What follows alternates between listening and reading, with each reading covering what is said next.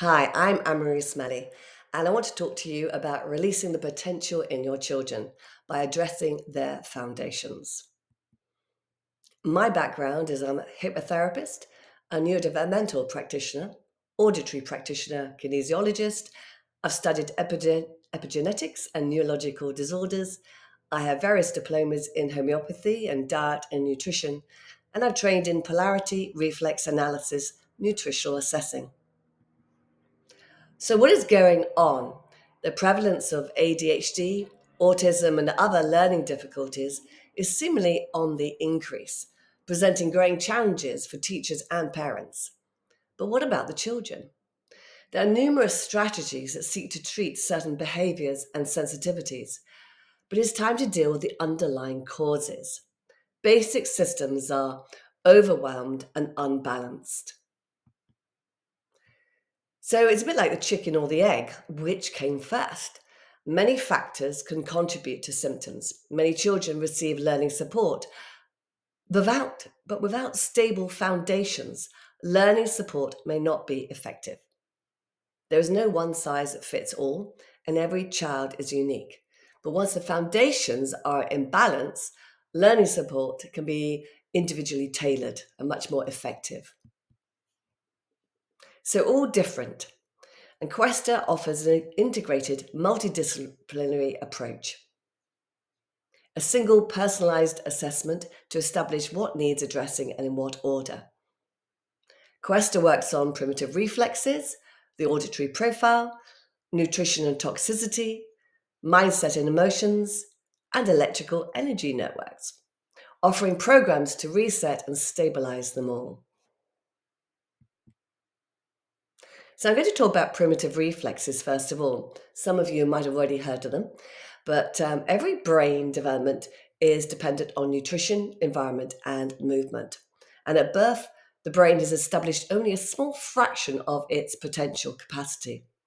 And the first year, the baby is doing this, looks like they're doing random movements, but they're pre programmed movements that train the body and brain to work together. And these primitive reflexes are there for a reason. They create specific and essential neural connections to train and integrate the body and the brain. But if they persist over the age of one, they can lead to blockages and possible emotional and sensory processing and even learning difficulties. So, why might they be retained in the first place, you might ask? Well, there isn't any true definitive answer.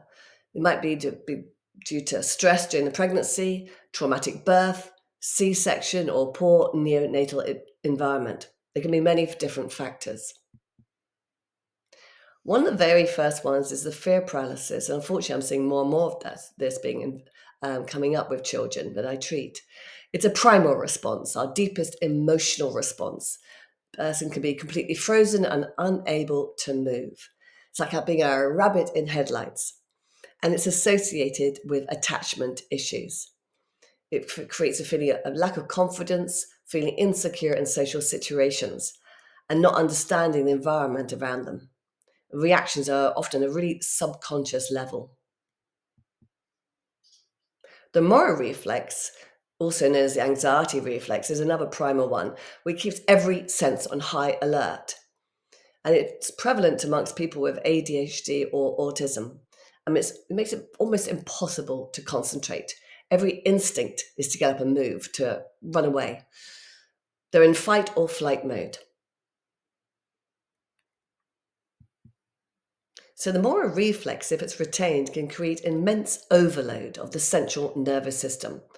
It can create hypersensitivity, balance problems, eye tracking problems, visual perception difficulties, photosensitivity, poor impulse control, emotional immaturity. They find it hard to accept criticism, dislike of change and mood swings, and poor attention. They're easily distracted.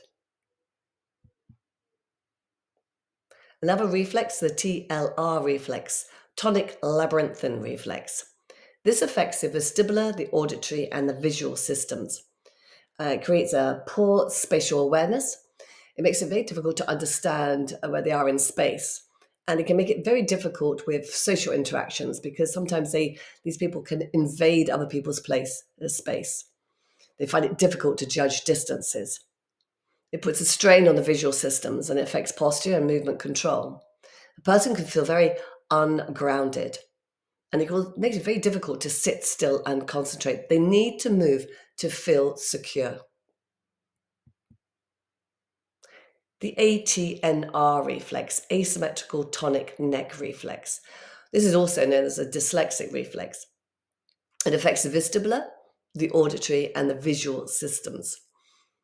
And it's prevalent in nearly most people with dyslexia. It creates difficulties reading and writing. It affects the horizontal eye tracking, and there could be a noticeable jump as the eyes cross the midline. It makes it very difficult to put ideas down onto paper. These people can be very verbally brilliant, but getting those ideas from the brain down to write them down is where there's a difficulty. It can create poor hand and eye coordination and poor hemispheric integration. And the settling of this ATNR reflex helps promote the creation of neurological connections between one side of the brain and the other.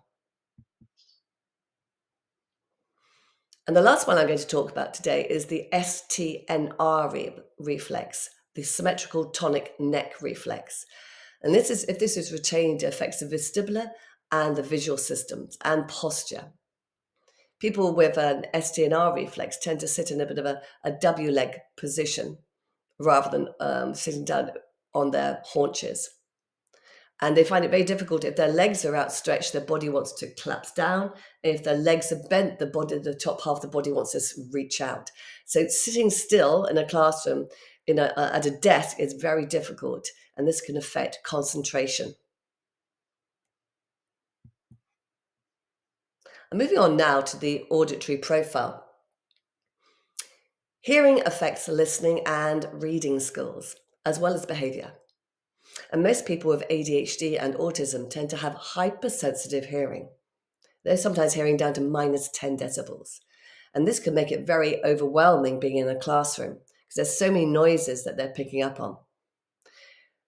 They're being bombarded with too much auditory information.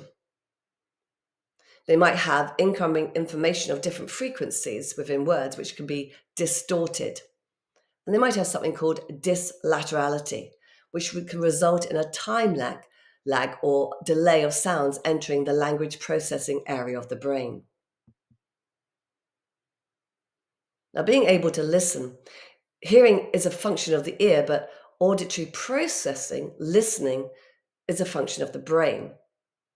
And auditory processing describes the way the brain assigns significance and meaning to sounds in the environment.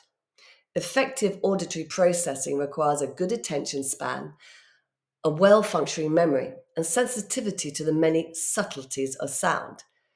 Listening is compromised when parts of this complex system have not fully matured or have broken down. Here we have a pre-treatment audiogram of a child who is about 8 years old. The red line is the right ear, the blue line is the left ear. And you can see in the right ear, this child has many areas of hypersensitive hearing where he's hearing down to minus 10 decibels. And then there's a drop at 1000 hertz. And in the left ear, there's a different pattern where there's more of a drop off at the higher ends of the frequencies. But this distortions between the hearing pattern can make it like listening to a mobile phone in an area of poor reception. It takes more tuning in. There isn't any dyslaterality, that's the green lettering. This child is hearing more just through the middle, equally between the left ear and right ear. And this is a post-treatment audiogram for the same child. And we've taken away all this hypersensitivity, and it's flattened out the frequencies so they're more concurrent with each other, more level with each other. And this should help with the processing.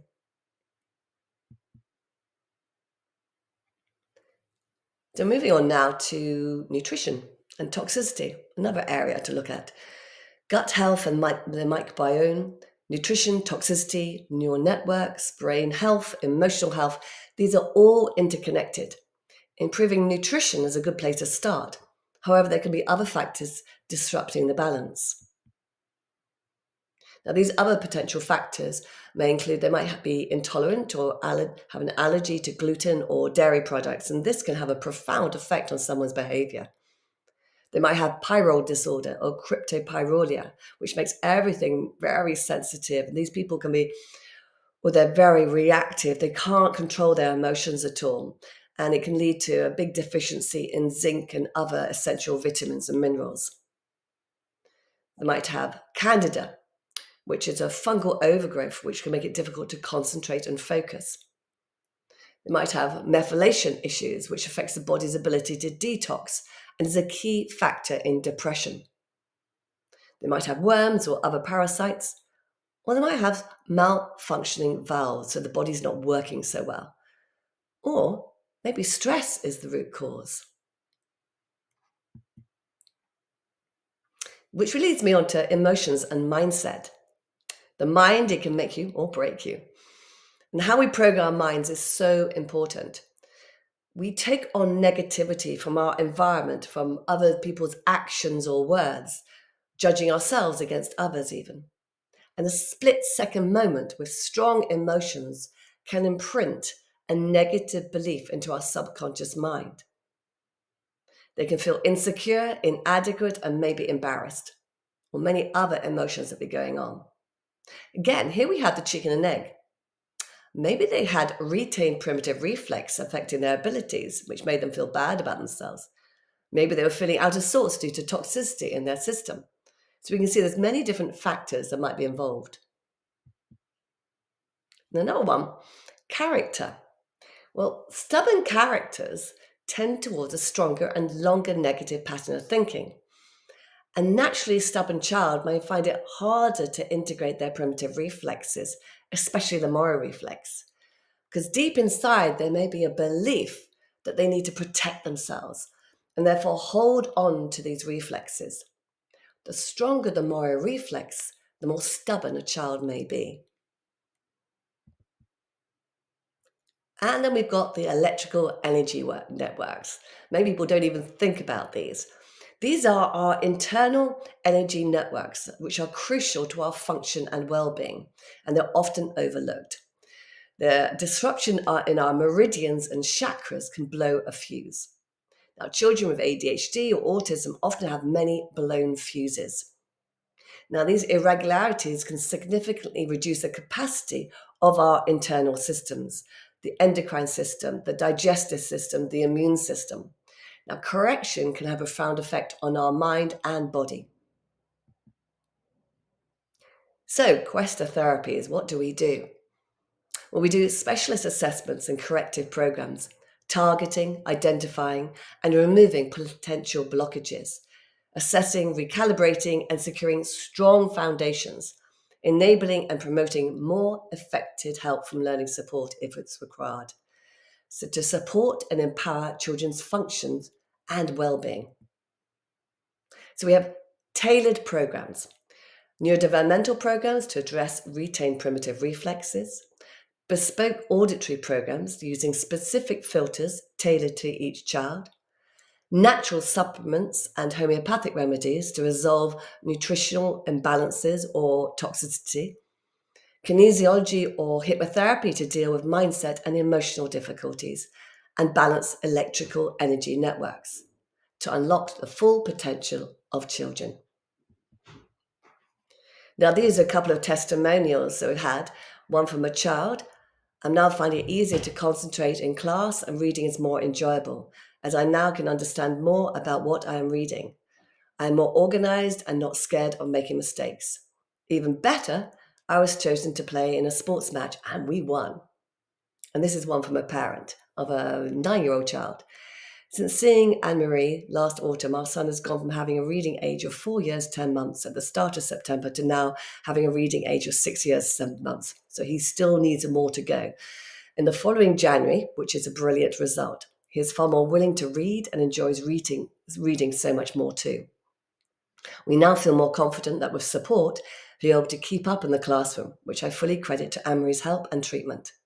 He even achieved the golden seed of the week for sitting still and concentrating in school, which is such a difference for him. It was an amazing confidence for him that he was no longer the bad one. So if you want to know any more, please get in touch with us at info@questatherapies.com or do ring us on 01635 959 847. Many thanks for watching.